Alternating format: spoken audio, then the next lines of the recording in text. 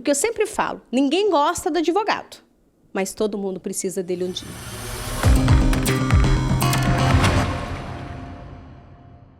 Vamos começar mais um bate-papo jurídico. Hoje eu estou aqui com a doutora Cris Lazari e o assunto do dia são os desafios da advocacia contemporânea. Se é a tua vez neste canal, já se inscreve, deixa o seu like e compartilha este vídeo para que ele alcance mais pessoas. Doutora Cris, para quem não te conhece, se apresenta, por favor. Olá, tudo bem? Bom dia. Bom dia. Eu sou a Cris Lazari, conhecida como Cris Lazari. Meu nome mesmo é Crislaine, mas se falar Crislaine ninguém conhece. Eu sou advogada aqui na comarca há 18 anos, mas estou com o direito desde 2004, quando entrei para ser conciliadora, né? Sim. Então, são 22 anos na comarca.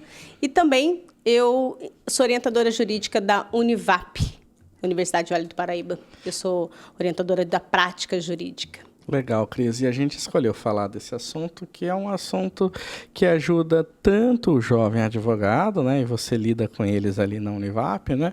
Até também com os advogados com mais tempo de carreira, enfim, que hoje existem algumas dificuldades, alguns gargalos que estão surgindo, né? Por conta da modernidade, enfim, do estágio atual da advocacia, né? Eu escolhi alguns para falar e o primeiro assim, que eu queria trocar uma ideia com você é a saturação do mercado.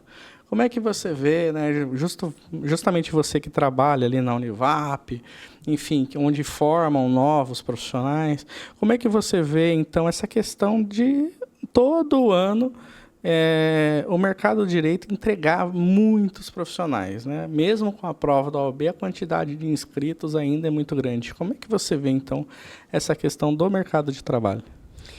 Bem, você falou muito acertadamente, né? Só em São José dos Campos temos 7 escolas, né? 7 faculdades de direito. O mercado as faculdades lançam no mercado vários profissionais, mas eu gosto sempre de lembrar que em toda profissão já está saturada, né? Toda. Se você for na parte do médico também tem que estudar muito, tem que se sobressair. Mas vamos falar em específico do direito. O mercado está saturado? Está. Mas ainda há como trabalhar e, vamos assim, ganhar um dinheiro, né? Porque todo mundo que trabalha com direito quer ganhar dinheiro. Eu não almejo ficar rica, milionária, mas eu quero ter uma vida tranquila através do meu trabalho. E isso é possível, né? Mesmo estando saturado, é possível. A prova da OAB já dá uma boa peneirada, vamos dizer assim, porque a gente sabe que, às vezes, o profissional, o aluno, ele passa o ano, né, se forma, conclui a graduação, mas não está tão preparado tanto para a prova da OAB quanto para o mercado de trabalho, mas tem que se preparar. Mesmo estando saturado, há a possibilidade de brilhar. E como é que você vê essa questão do profissional ele estar se colocando, né? É necessário ele ir para se especializar, para aumentar a chance dele, ou não? Ele tem que atacar full service e atender o máximo possível para sobreviver no mercado? Como é que você tem pensado esse aspecto específico da colocação profissional? Eu vou falar da minha experiência, né? A minha experiência, sempre gostei de direito de família, fui orientadora, conciliadora na vara da família, e o meu carro-chefe no escritório sempre foi esse. Porém, quando eu comecei, eu tinha que pagar minhas contas, né? Você tem boleto para pagar. Então, você se forma, você já começa com o carnê da OAB. Você tem que pagar o carnê da OAB, sim, que não é barato, né? Já come um filé aí do seu dinheiro.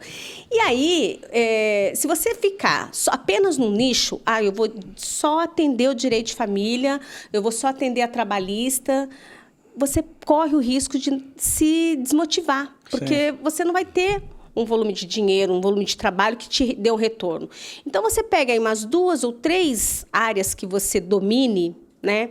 Juizado especial, família, e algumas pessoas fazem a segunda prova da OAB em trabalhista. Então, tem bastante conhecimento. Então, são 3 áreas que você pode atuar no começo. E aí você tem ali um retorno financeiro e vai se especializando, porque às vezes você não tem dinheiro para pagar uma pós-graduação, né?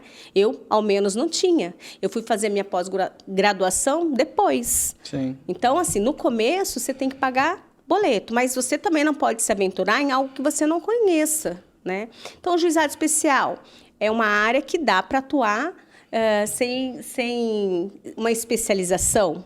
O direito de família, geralmente tem alguém que precisa se divorciar e quer fazer consensual, não demanda muito estudo. Sim. O que você sabe, o que você aprende na faculdade, você consegue, e estudando um pouquinho mais, né, você consegue fazer e depois você se especializa. Eu sempre falo isso, espera 1 ano, porque às vezes não sabe nem o que gosta. Né? Faz Sim. a faculdade e não sabe o que gosta. E o pessoal que tem mais tempo de carreira, igual a gente, assim, né? Já passou de 1 década aí advogando, né? E está hoje competindo com essa turminha aqui, recém-formada, jovem advogado. Só que, assim, os jovens advogados hoje saindo, não tem tanta bagagem, assim, né, de estudo, talvez uma qualidade não tão boa, mas com muita disposição, com muita habilidade para fazer marketing, enfim. E a gente está enfrentando essa garotada que sai, e eles já saem fazendo 1 pós, 2 pós, 3 pós, às vezes, né, já vai emendando uma coisa na outra para poder correr atrás daquilo que não foi aprendido na universidade, né? E aí, como é que fica a questão do advogado com mais tempo de carreira? Você acha que simplesmente essa carteira que ele construiu durante os anos é suficiente? Ou ele precisa se amoldar um pouquinho à nova realidade e investir em redes sociais, tráfego pago? Como é que é a tua percepção disso? Bem, eu sou da época também lá do papel, né? Sim. Sou antiga, como eu disse, tenho já 18 anos de experiência como advogada. Eu acho que nós, tanto o direito quanto outras profissões, a gente tem que sempre estar inovando. Eu acho que a gente tem que sempre buscar melhorar. Se temos 10 anos, estamos bem, temos uma carteira, então vamos dobrar, vamos melhorar. O marketing, tem gente que não se adapta à rede social, tem gente que não consegue fazer dancinha. Eu não consigo fazer dancinha, né? Sim. Se eu for dançar, vou perder todos os meus seguidores. No mínimo, eu poderia dar uma notinha musical. Mas assim, você falar, você colocar mesmo a sua identidade na sua rede social, né? Gravar um vídeo, explicar de forma sem juridiquês, porque você está falando não para o advogado, você está falando para aquele cliente, para aquele público que está com uma dor, né, que tem um problema e pode se conectar com você num vídeo simples que você faça. Né? Então, eu acho que tem que correr atrás. Faz um monte de pós.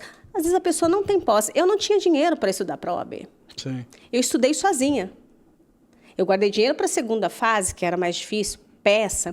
Mas a primeira fase, eu estudei sozinha. Sim.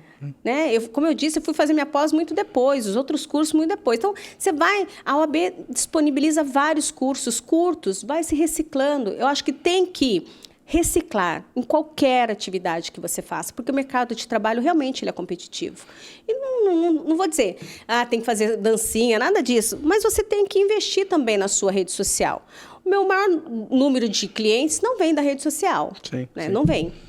Mas um ou outro vem. Só que não é por isso que eu não vou colocar o meu trabalho também na rede social. Eu vou acompanhar o pessoal. Está fazendo na rede social, vou fazer. Tráfego pago, eu acho que eu fiz uma vez e depois eu parei, porque realmente, para mim, naquele momento, não era interessante. Mas se eu tiver que voltar a fazer, eu vou voltar. E por quê? Depende da análise do seu caixa, do seu momento, o que você quer. Sim. Mas sempre buscar melhorar. E aquele negócio, né? Na advocacia a gente está sempre pescando, né? Uma hora vai vir um peixe grande, né? Sim. Normalmente é pequenininho, mas às vezes aparece um Às outro. vezes dá, né? E às vezes demora muito. Ontem mesmo saiu uma sentença de um processo de 4 anos. Sim. E daí foi um peixão, mas eu pesquei lá atrás. 4 anos que eu estou no trabalho. Teve um outro processo que foram 10 anos uma ação de uso capião. 10 anos trabalhando numa ação. O que não pode é desanimar. Sim. Porque o direito, de verdade, quem quer advogar, tem aquela velha frase, né? O direito não é para covarde. Eu digo que o direito não é para quem é acomodado. A pessoa tem que se virar nos 30 mesmo. Você pega um processo... Uma vez eu peguei um processo de uma africana, ela ia ser extraditada. Eu fiz direito internacional na faculdade, sempre fui boa aluna, mas eu falei assim, eu nunca vou ver direito internacional na minha vida no escritório. Não falo inglês, não falo espanhol, mal falo português. Então, caiu no meu colo. Caiu uma ação que envolvia direito internacional. Eu mexi fundos, fui na Assembleia Legislativa, falei com direitos humanos, fiz o que tinha que fazer, estudei em 3 dias, o que eu não estudei numa pós, né? Resultado, consegui fazer com que ela permanecesse no país. Eu consegui. E uma coisa de novela, coisa de filme. Eu só fiquei sabendo no aeroporto, na hora que ela foi embarcar, que o policial federal falou, não pode embarcar porque tem uma ordem de cima. Eu fui a Brasília. Agora, se eu sou um advogado acomodado, nossa, esse caso é muito difícil, tal, o que ia acontecer? A cliente estava longe. Sim. Então, você tem que se agarrar como se fosse seu problema mesmo.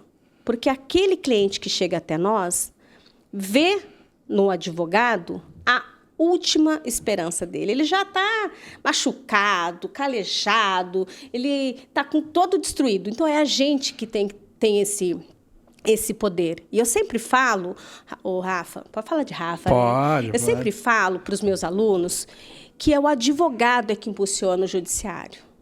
Não é o juiz, não é o promotor, não é o defensor também, mas não é o juiz, não é o promotor, somos nós, advogados, porque é essa veia de briguento, vamos dizer assim, né, de correr atrás, que forma uma jurisprudência, que depois vai vir uma súmula. Não é o juiz, somos nós. Sim. Por isso que eu sempre falo para os alunos também assim, não tenha medo de falar com o juiz, não tenha medo de falar com o promotor. Seja educado, seja firme e conheça o seu caso. Aí você vai fazer a diferença. Legal. E no que a gente estava falando a respeito de saturação, como é que você vê essa questão de desvalorização de honorários, Cris? Porque é normal que tenha hoje uma certa competição desleal ali, até certo ponto, né, do menor preço. A gente conhece o advogado que cobra X, né? Ao invés de cobrar 2X ou 3X, que é o preço mínimo que a tabela indica, né? Como é que você vê essa questão, então, dessa desvalorização dos colegas advogados botando o preço para baixo para garantir o cliente, que nem você falou, tem boleto para pagar e tal. A gente entende até a primeira vírgula, né? Mas sabe que isso causa um mal a longo prazo gigante, né? E qual que é a tua opinião sobre isso daí? Isso é um problema crônico, né? Há muitos anos se fala nessa questão. Eu digo o seguinte, que aquele advogado que cobra bem menos, o barato sai caro. Você pode ter certeza que o barato sai caro. Então, é o primeiro momento. Só que o cliente só vai perceber isso depois. Pô, já pagou, e aí vai ter que, geralmente, pagar de novo um outro profissional para resolver o que não foi feito, né? O que eu acho bonito nos médicos é isso, eles têm uma amizade nesse sentido. E os advogados tendem a jogar mesmo o preço lá embaixo. Eu cobro tabela. É claro que se tiver um amigo, um conhecido muito próximo, assim, olha, eu posso até te dar um desconto, sim. Mas eu não abaixo o meu preço. Eu pego tabela. O que eu posso fazer é facilitar aquele pagamento. Agora, os advogados que têm medo de perder cliente, que não confia no trabalho, é aquele que vai cobrar barato. Porque se ele sabe que ele é bom, ele não vai colocar o preço lá embaixo, né? E aí eu faço também a seguinte analogia. Eu não desmereço nenhum trabalho, nenhum. Mas você vai no nutricionista, você paga a consulta. E paga o trabalho. Sim. Você vai no médico, você paga a consulta, e paga o retorno, e paga o remédio. Você não tem tempo de limpar a sua casa, você chama uma diarista, não é? Você não paga diarista? Se eu não sei fazer, eu vou pagar para fazer. E quem está contratando um advogado está contratando anos de estudo. Não importa se eu vou resolver o problema em 10, 15, meia hora, ou uma semana, um mês. Eu vou usar o meu conhecimento, toda a minha bagagem de estudo. Então, ele não está pagando só pela hora, pela crise. Ele está pagando pelo meu conhecimento. Exatamente. E eu tenho que valorizar isso. Então, os advogados têm que começar a ter esse pensamento voltado para isso. Temos uma tabela. Só que também a OAB não faz o trabalho, às vezes, né, de fiscalizar. A gente sabe disso. Sabe que aquele colega está cobrando valores ridículos, vamos dizer assim, e não faz nada, sei lá, uma advertência, aí é com a OAB, não é comigo. Mas a gente tem que dar valor ao que a gente faz. Qualquer profissional, seja o diarista, seja o nutricionista, seja o médico e nós, advogados. Porque eu sempre falo, ninguém gosta do advogado, mas todo mundo precisa dele um dia. Sim. E o outro extremo da moeda que eu queria falar é da advocacia predatória, sabe? Semana retrasada, perdão, entrou um cliente no meu escritório que ficou sabendo de uma tese jurídica de revisão do benefício dele, porque um advogado do Paraná, com um veículo identificado do escritório de advocacia dele, foi na casa dele, já com procuração, contrato e tudo mais, explicar sobre essa tese de revisão que supostamente ele teria direito, né? Então, assim, olha o nível que a gente chegou do cara sair do Paraná para captar cliente aqui no município de Jacareí, indo na casa do cliente. Sabe-se lá como que ele conseguiu os dados, né? Que a gente sabe que é tudo por meio ilícito e por aí vai, né? Como é que você tem visto isso na sua advocacia, esse problema com esses escritórios atuando de uma forma absolutamente antiética e à margem do que prevê a legislação? Realmente, eu vejo que tem que ter uma ação em conjunto. Né? A OAB tem que ter esse olho voltado. Eu lembro que teve uma época que no PAT ficava uma pessoa lá na porta, entregando um cartão de um certo advogado, né? E falando, olha, ele vai resolver seu problema, vai resolver seu... que é também predatório. Sim. Então, assim, tem que denunciar, tem que tentar fazer alguma coisa a nível OAB. Eu acho que isso vai um pouquinho além. Eu acho que é muito macro para a gente ver micro. Sim. Mas também orientar nas nossas redes sociais que esse tipo de conduta é errada, para a pessoa não acreditar num profissional que faz isso, né? Porque o profissional que faz isso, ele é capaz de tudo. Até mentir, produzir prova errada, prova ilícita num processo, eu não pactuo com isso, né? Eu tenho um nome a zelar, eu acho que o advogado que se perpetua muito tempo trabalhando e recebe também indicações, é porque ele fez um trabalho honesto durante todo o tempo. Então, eu sempre falo que a mentira tem perna curta e a gente tem que, além de cobrar da OAB, né, denunciar, falar, está acontecendo isso, eu tenho essas provas, é colocar no nosso meio de comunicação as redes sociais mesmo, para as pessoas se alertarem, tanto do falso advogado, quanto dos advogados que fazem essa caça predatória. A gente sabe que é ilícita, mas nós somos muito pequenos para brigar com uma situação dessa. Inclusive, ontem, um aluno veio perguntar se eu conhecia um determinado escritório de advocacia. Eu falei, gente, já ouvi falar, mas não é daqui. Eles estão vindo para cá agora, para Jacareí, para São José, sei lá. Eles estão montando, aqui, eles são de São Paulo, estão montando aqui, porque viram um potencial muito grande aqui. Eu falei, manda eles ficarem lá mesmo, filho, deixa que a gente dá conta aqui.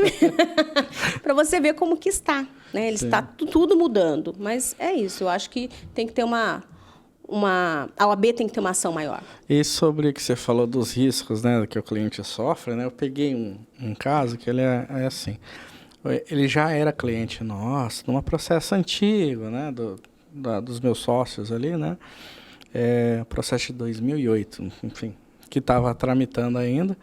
Depois de algum tempo, ele foi cooptado por um escritório de advocacia e se aposentou um protocolo lá em São Paulo. E o ano passado ele caiu aqui no escritório para trocar uma ideia com a gente, para saber do andamento da ação judicial. E também porque ele tinha recebido uma notificação do INSS porque o processo dele administrativo tinha caído numa força-tarefa da Polícia Federal, porque aquele escritório caiu numa força-tarefa por conta de fraude ali dentro do INSS, né? E daí a gente fez a defesa, tudo, né? Com relação à regularidade daquilo que era discutido, que era um enquadramento em tempo especial. Mas é justamente por conta disso, né? O cliente ele não conhece o advogado, não sabe absolutamente nada do trabalho desse escritório, não sabe como é feito. O protocolo foi realizado lá em São Paulo de uma forma absolutamente estranha, para dizer o mínimo, né? E numa dessa ele responde um crime ali, né? De tabela, né? Sem estar tá ciente do que pode estar acontecendo, né? É lógico que esse exemplo ele é superlativo, né? Mas aconteceu e não faz tanto tempo, foi ano passado essa defesa. Não, já aconteceu. Eu tive uma aluna que entrou uma ação trabalhista de uma advogada, não sei, do Paraná, e aí ia ter audiência, ela falou assim, não vou na audiência. E ela falou, mas como não? Precisa de vir na audiência. Não, você não tem dinheiro para pagar meu transporte, meu deslocamento. Arruma alguém aí. Daí ela veio perguntar se eu poderia fazer. Eu falei assim, olha, fazer audiência? Posso, meu preço é tanto. E aí eu falei, como que você, estudante de direito, contrata uma advogada que você não conhece, não sabe de onde é? Ela, porque me indicaram. Eu falei, gente, vocês têm que ter mais noção, né? Então, realmente acontece tanto para o leigo quanto para uma pessoa que está na faculdade, entendeu? Isso não é tão difícil de acontecer, não. Acontece todos os dias, por isso que a gente tem que bater mesmo na rede social falando disso também. E outro problema, Cris, que a gente vê, né? A gente tem mais tempo de carreira, né? Você falou, eu comecei na época do papel e tal. Eu também peguei papel, tá? Mudança de sistema. Então, assim, hoje a gente trabalha, né, com o PJE na Justiça do Trabalho. O PJE da Justiça Federal é um pouco diferente do da Justiça do Trabalho. O ESAGE para o Tribunal de Justiça é outro sistema e por aí vai, né? Se você for para o Tribunal Superior é outra vida, né? Outro sistema funcionando. Como é que você vê, então, essa questão dessa multiplataforma, múltiplos sistemas, e agora entrou o EPROC no Tribunal de Justiça, aí você tem alguns processos no ESAGE, outros no EPROC, outros no PJE da Justiça do Trabalho, outros PJE da Justiça Federal, e fica essa salada, você tem que lidar com tudo. E detalhe, acompanhar todas as atualizações. Outro dia teve uma atualização no PJE para incluir anexo lá, que eu falei, meu Deus, como é que eu faço? E olha que eu tenho a minha primeira faculdade de processamento de dados. Nossa. Até eu fiquei com dificuldade, né? Então, como é que você vê todo esse ecossistema aí? Olha, como você falou sobre o papel, eu não sou tão tecnológica, eu tenho muita limitação, muita, assim, eu queria saber bastante coisa. Só que eu não tenho vergonha de pedir ajuda, né? Eu não tenho.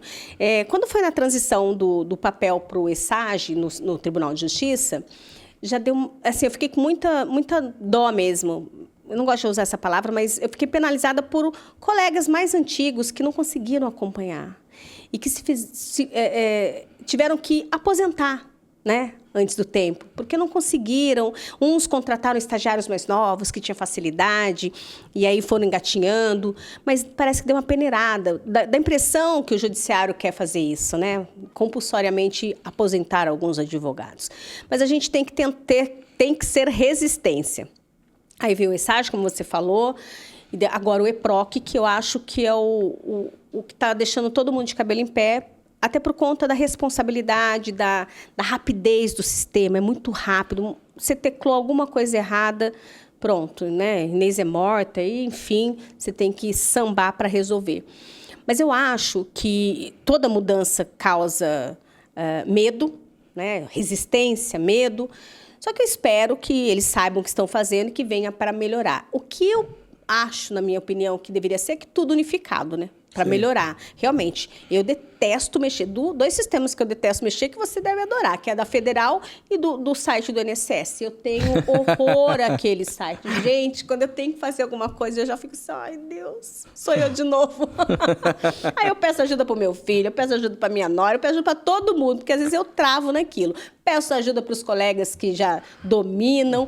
Gente, parei nessa tela, pelo amor de Deus, o que eu faço aqui antes de eu meter o pé nisso daqui? Mas a gente tem que tentar realmente estudar, ver os vídeos, principalmente os do tribunal que estão lá disponíveis para ver como que muda o sistema. Quando foi na trabalhista, aquele ECALC lá, gente, eu fiz o curso, né? Eu advogo pouco na trabalhista, mas eu tenho algumas. Eu fiz o curso e não entrava na minha cabeça. E eu falei, gente, quer saber? E eu sempre fiz cálculo. Sempre. Aí tem que ser o cálculo do sistema. Falei, gente, agora aborto aqui, deixa para que outra pessoa faça. Larguei mão, né? Larguei mão. Não dá também.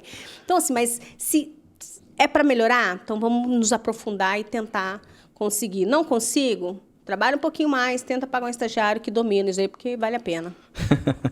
E em cima de tecnologia também não dá para deixar de falar de inteligência artificial, né? A gente vai ser obrigado a falar disso praticamente todo episódio aqui a gente menciona a inteligência artificial de alguma forma, né? Nem que for de passagem.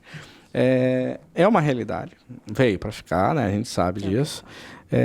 Não sabemos até que ponto vai evoluir, né? Em que ele vai conseguir, né, suplantar o trabalho do profissional. Eu acho que não, mas, enfim, é minha opinião, porque a gente é mais criativo, né? A gente consegue criar estratégia, pensar como um humano, porque é um humano que vai decidir, não uma máquina, né?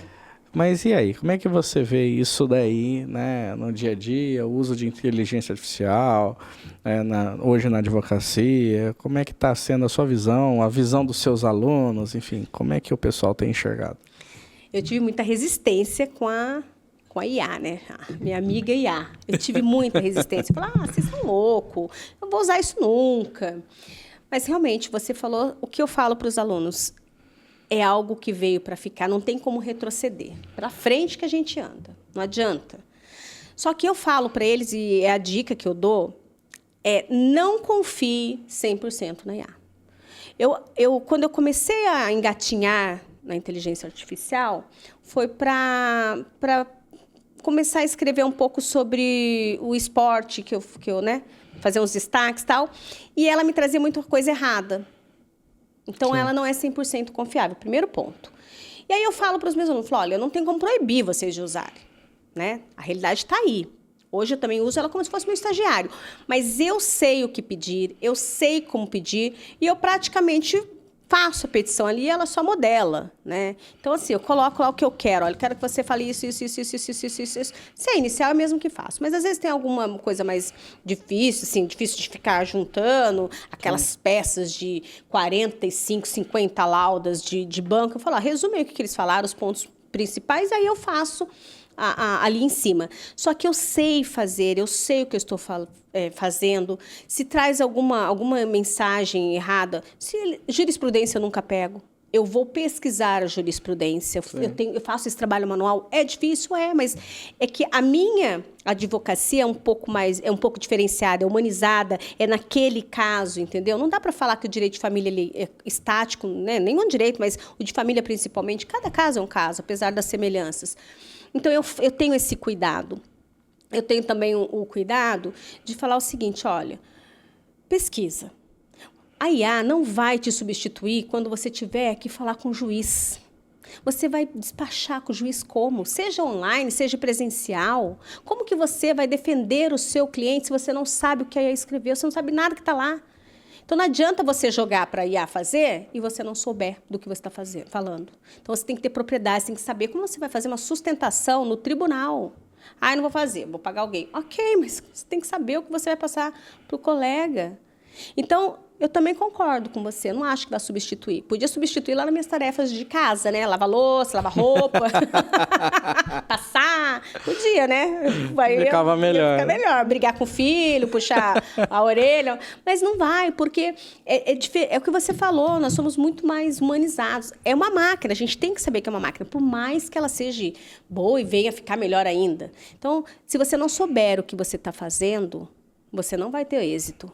Você vai ficar 1, 2, 3 anos no mercado e você vai queimar o seu nome. E aí vai acontecer o que você falou. Vai colocar valores de honorário lá embaixo para alguns clientes, porque não tem nome, porque nunca ninguém vai indicá-lo, né? Sim. Vai naquele advogado que ele é bom, vai naquele lá. E não adianta, não é só advocacia, posso estar errada, né?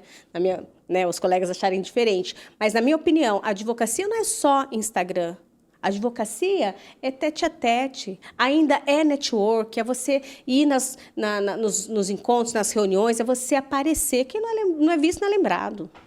É assim que você faz o seu nome. E você falando de tete-a-tete, atendimento humanizado, etc., como é que você vê a pressão do trabalho, equilibrar a vida profissional com o pessoal? Porque, assim, a advocacia, ela se tornou uma atividade extremamente estafante, né? A gente passa horas e horas trabalhando, vai de manhã até de madrugada, né? Dependendo da situação. Até porque eu sempre falo isso, advogado não tem vida, tem prazo. A gente tem que cumprir o prazo processual, né? Não importa o que está acontecendo na sua vida, você vai cumprir o prazo, aí depois você vai viver. Exato. Né? E como é que você enxerga, então, equilibrar isso daí nesse ambiente que a gente já falou, de mercado saturado, de competição, de marketing, de inovação, enfim, e o advogado ainda tem que equilibrar isso e ter tempo para lavar uma roupa, para falar com a esposa, para dar uma bronca no filho. Como é que você vê, então, equilibrar tudo isso daí, doutora? Realmente, eu sempre falo que 24 horas é pouco para o advogado, né? Você tem que colocar horário em tudo. E você também tem que parar de responder o cliente a todo momento. Você tem que falar, olha, isso consta lá no contrato de honorários. Eu tenho tanto, você mandou mensagem, eu tenho tanto o prazo para responder. Se for algo muito urgente, claro que eu vou abrir e vou responder. Né? Mas se não for um caso urgente, eu quero saber o andamento do meu processo. Eu tenho um prazo estipulado em contrato de até 48 horas para responder. E eu vou responder. Porque se eu ficar o dia inteiro olhando o WhatsApp, Instagram e conversas, só na conversa, eu não trabalho. Então, a gente tem que trabalhar. A gente tem hora de produzir as petições, os prazos. Então, é tudo, vamos dizer, cronometrado. Agora, a dica de ouro, eu não trabalho mais sábado e domingo. Eu não trabalho. É muito raro. Eu trabalhava muito, de domingo a domingo. E eu comecei a ficar doente. Porque a gente começa a ficar doente. Sim, sim. Porque aí você trabalha demais, acha que não está sendo valorizado e pronto, você cai numa doença. Fala, bom, daqui a pouco eu não quero mais advogar, pego, né, alguma síndrome. E não, então hoje eu não trabalho sábado e não trabalho domingo. O meu corpo sabe que é sábado e domingo. E os meus clientes hoje também sabem. Eu até falo, olha, se você tiver uma dúvida, pode mandar. Eu só não vou responder. Mas no dia útil seguinte eu vou estar respondendo. Então você tem que fazer isso, porque senão você só fica conectado na advocacia e você não tem tempo para você fazer uma leitura, para você sair com sua esposa, para você sair com seu marido, para você ter com seu filho. Então é sempre desta forma. Deixar um pouco rede social e colocar horários, né? De manhã eu abro sempre os e-mails e os WhatsApps e no final do dia. Se tem alguma coisa pegando fogo, eu vou resolver. Se não, pode esperar. E eu tenho as minhas prioridades. Eu sou bem daquela arcaica, né? Sou do dinossauro. Eu gosto de ter papel. Então, eu coloco tudo que eu tenho que fazer. E prazo, eu nunca deixo o prazo para o último dia. Eu já fiz muito disso, porque a gente peca no começo, né? Sim, sim. No começo da advocacia, você fala, depois eu faço. Na verdade, até uma piada de falar que o advogado deixa o prazo para o último dia porque ele está mais sábio, né? E eu não faço. Hoje, com a experiência que eu tenho, eu jamais deixo um prazo para o último dia. Eu posso fazer o seguinte, estrategicamente, porque naquele processo eu não quero colocar a minha petição antes, se não é interessante para mim, né? Então, minha estratégia não, mas ela está pronta, já está no sistema só para assinar. Então, depois, no dia, eu só vou e assino, mas ela está pronta, já está até lá no sistema. É só eu dar um protocolar. Eu não vou deixar para elaborar. Eu não sei se o sistema vai estar bom, se o meu token vai funcionar. E Deus me livre, aquilo começa a me dar um ataque cardíaco, não faço mais. Então, eu sempre me programo antes. Eu não deixo o prazo para a última hora. Então, se entrar um caso urgente no meu escritório hoje, eu posso cumprir. Eu consigo pegar essa demanda. Né? Eu já tive caso de colega de ligar para mim sexta-feira à noite e falar, Rafa, eu vou mandar um sub para você, protocola para mim que eu não estou conseguindo. Aconteceu muito comigo, acontece. Eu tive que protocolar. Muito. Exatamente, acontece. E era recurso de apelação, enfim, prazo fatal. E hoje em dia, Rafa, o cliente ele está mais exigente. Não é ruim isso, né? Desde que ele não fala, o Google me falou isso. Fala, o Google está errado e eu tenho que dar uma aula para a pessoa. E o chat GPT geralmente está também. errado. Semana mesmo, antes de ontem, uma cliente mandou lá, o chat, confesso, o chat falou isso. Falei, então, o chat está errado, porque é isso, Para mim, isso. Quando a pessoa fala assim, eu vi no chat GPT e tal, eu queria saber o que você acha. Eu falo, se você quer uma segunda opinião, busca no Google agora. Né, para poder ver. Aí eu falo assim, que bom que eu não me formei no chat GPT. Eu me formei numa faculdade e estudei bastante, então eu posso te dar a resposta correta. Então, assim, ainda tem que... O cliente está mais antenado e muito mais ansioso. Então, ele quer cobrar para ontem. Às vezes, você não responde. Não sei se acontece com você, não responde na hora, o cliente fica mandando um monte de interrogação. Não vai responder? Não vai não sei o quê? Não, filha, eu já deixo, na minha reunião, eu já deixo muito claro isso. Muito claro. E uma coisa que eu também não tenho medo é de abrir mão de cliente. Se o cliente está me adoecendo, tá me deixando muito ruim, eu falo, olha, desculpa, tá aqui. O senhor está demitido. Obrigada. Se tiver alguma coisa até para me pagar, viu? Eu falo assim, olha, tá tudo certo, tá aqui a quitação, o senhor não me deve nada, mas eu não posso ficar mais com o senhor. Porque o senhor não está me passando a estabilidade que eu preciso do seu compromisso comigo, do senhor confiar no meu trabalho. Quando não tem mais a confiança e a pessoa começa a desconfiar de tudo, porque o fulano falou isso. Então, se o fulano falou, eu acho que ele está mais preparado para o senhor nesse momento. Sim. Né? Não é comigo. Então, o seu problema é outro. Eu demito o cliente. Eu não tenho medo. Tem cliente que é complicado. Tem cliente que você tem que falar, olha, a senhora contratou para fazer esse trabalho. Fica tranquila que vai dar a gente certo, está fazendo, dentro do limite. E a gente também... Não, a gente tem que alinhar a expectativa do cliente. O cliente vem assim, quanto tempo vai demorar? É causa ganha? E eu falo, se o advogado disser para você que é causa ganha, desconfie. Desconfie desse advogado. Muito complicado. Por exemplo, tem uma cliente que ela é daquela assim, que ela quer antever todos os problemas possíveis e imagináveis que podem acontecer. Aí daí eu já falei para ela, olha, fulana, seguinte... não dá para antever todos os problemas. Não adianta você perguntar se acontecer isso, se acontecer aquilo, se acontecer não sei o que lá. Porque na hora que acontecer, eu te explico. Na família tem muito disso. Na família tem muito disso. E se? Falei, olha, nem eu, nem o Estado, enquanto jurisdição, né, o judiciário, consegue prever tudo. A gente, pela experiência, a gente abarca os problemas mais corriqueiros, mas o que for fora da curva vai ser tratado no momento oportuno, né? Em alguns casos, no direito de família, eu oriento até, e eu coloco como um quesito, que a pessoa precisa procurar uma terapia, porque eu sou advogada, eu não vou conseguir resolver algo além disso. Sim. E às vezes aquela pessoa, a gente pelo feeling, sabe que a pessoa precisa de uma ajuda profissional, mas não sou eu. Porque começa a mandar mensagem, 2, 3, 4, meu celular é mudo para tudo. O meu também silenciei a notificação. Tudo, né? Agora, a pessoa manda, você vê lá, mandou 2 horas da manhã, 3 horas, com aquela ansiedade, com aquele...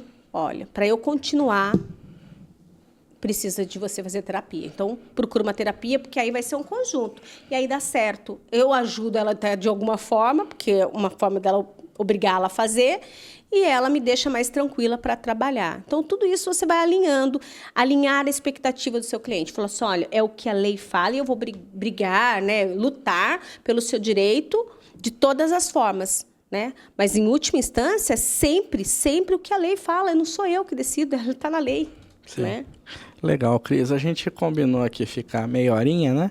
E batemos nosso tempo, né? Eu agradeço demais você ceder um pouquinho do seu dia aí para conversar comigo, né? E eu vou abrir o microfone para você se despedir, minha amiga.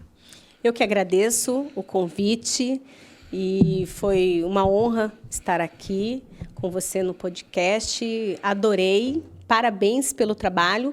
E que se perpetue, porque a gente precisa mesmo dessa interação, de trazer a vida judicial, né? A vida do advogado para quem acompanha o podcast, para as pessoas que têm curiosidade. Eu acho que é muito importante, os advogados, os leigos, eu acho que tem que ter informação. Parabéns pelo trabalho, obrigado, e que venham mais convites. Legal. Se você ficou até aqui neste episódio, vale a pena você se tornar membro desse canal. Com R$5 por mês, você colabora para financiar esse programa e garantir que ele exista por muito tempo. Até o próximo episódio.